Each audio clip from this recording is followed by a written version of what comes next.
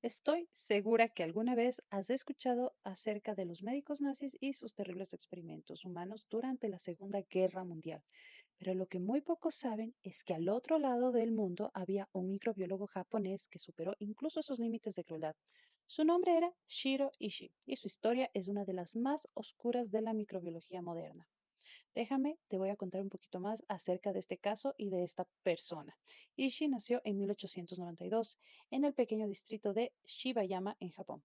Él era brillante, ambicioso y desde joven se mostró con una obsesión total por el mundo de las bacterias. Estudió medicina en la Universidad Imperial de Kioto, donde rápidamente destacó por ser muy inteligente y por un carácter completamente autoritario.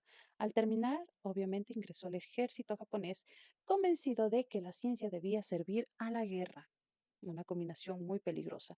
En los años 20 viajó a Europa para estudiar los efectos de las armas químicas y biológicas utilizadas en la Primera Guerra Mundial, por lo cual regresó fascinado hacia Japón. Había encontrado su propósito, convertir la microbiología en un arma.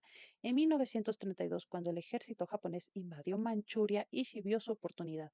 Bajo la fachada de un programa de purificación de agua, fundó el Departamento de Prevención Epidémica y Abastecimiento de Agua, que en realidad era una red de laboratorios secretos dedicados a la guerra biológica. Pero el epicentro de su pesadilla fue un lugar llamado Pingfang, cerca de Harbin, en el noreste de China. Allí, en 1936, levantó una instalación de 6 kilómetros cuadrados y más de 150 edificios construida por miles de esclavos chinos. Ese fue el nacimiento triste y célebre de la Unidad 731. Oficialmente era un distrito de investigación médica, pero en realidad era una fábrica de muerte. Ishii tenía bajo su mando a 3.000 personas, entre médicos, microbiólogos, técnicos y soldados. Todos ellos trabajaban en experimentos humanos. A los prisioneros, especialmente chinos, soviéticos, coreanos y mongoles, los llamaban marutas, que en japonés significa troncos, porque la instalación estaba disfrazada como un aserradero y porque para Ishii aquellas personas no eran más que madera para su experimento. En los laboratorios se inoculaban bacterias como la del antrax, cólera, peste bubónica, difteria, tifus y disentería. Los prisioneros eran obligados a beber líquidos contaminados o a comer alimentos que estaban inoculados con estos microorganismos. Otros eran expuestos a gases tóxicos, lanzallamas, granadas o congelaciones extremas. Se documentaban los resultados, obviamente, como buen científico, temperatura, tiempo de muerte, evolución de los síntomas, y cuando los pacientes agonizaban se practicaban vivisecciones, cirugías sin anestesia, para observar cómo los órganos eran destruidos por las bacterias en tiempo real. ¡Qué locura! Todo era cuidadosamente anotado, filmado y archivado. La precisión científica con la que se registraba esta barbarie demuestra hasta qué punto puede corromperse la ciencia cuando se desliga completamente de la ética. Se estima que entre 3.000 y 6.000 personas murieron directamente en estos laboratorios, pero si se cuentan las epidemias provocadas por las armas biológicas que este señor liberó en las aldeas chinas, como pulgas infectadas con peste o agua contaminada con cólera, el número de víctimas podría superar los 580.000 personas. A mí me parece una completa locura. Este es el verdadero microbiólogo loco. Los experimentos incluían inyecciones de orina de caballo, inyecciones de agua de mar, pruebas de resistencia a la asfixia, privación del sueño, radiaciones e incluso pruebas para medir cuánto soportaba el cuerpo humano antes de estallar bajo la presión centrífuga. Era ciencia convertida en una completa tortura. Lo más escalofriante es que esta unidad 731 no actuaba obviamente en secreto dentro del ejército japonés. Contaba con todo el apoyo político, militar y financiero. Los resultados eran considerados estratégicos y aunque la guerra terminó en 1945, el horror no acabó ahí. Cuando Japón se rindió, Ishii ordenó matar a todos los prisioneros, destruir los laboratorios y volar los edificios con explosivos. Quemó los archivos, inyectó cianuro a los sobrevivientes y desapareció del mapa. Durante meses fingió su propia muerte, pero en 1946 fue capturado por los estadounidenses.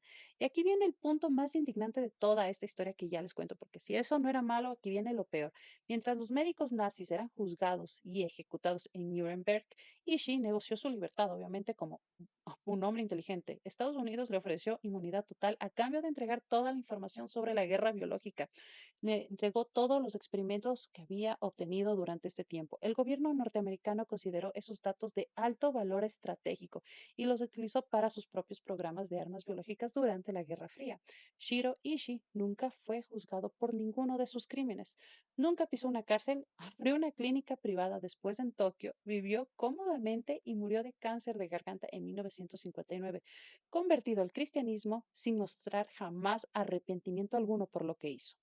Los crímenes de esta unidad 731 fueron declarados por la ONU como crímenes de guerra y contra la humanidad, pero la mayoría de sus participantes continuaron trabajando en universidades y laboratorios japoneses, protegidos por el silencio oficial, un silencio que hasta hoy sigue siendo una herida abierta. En el Museo de Arling, en China, se conserva aún los restos del complejo y las fotografías que documentan toda esta tragedia. Allí se encuentran a las víctimas que jamás tuvieron nombre, solo números y registros de laboratorio. Y quizás lo más perturbador es pensar que todo comenzó con la curiosidad científica de un microbiólogo.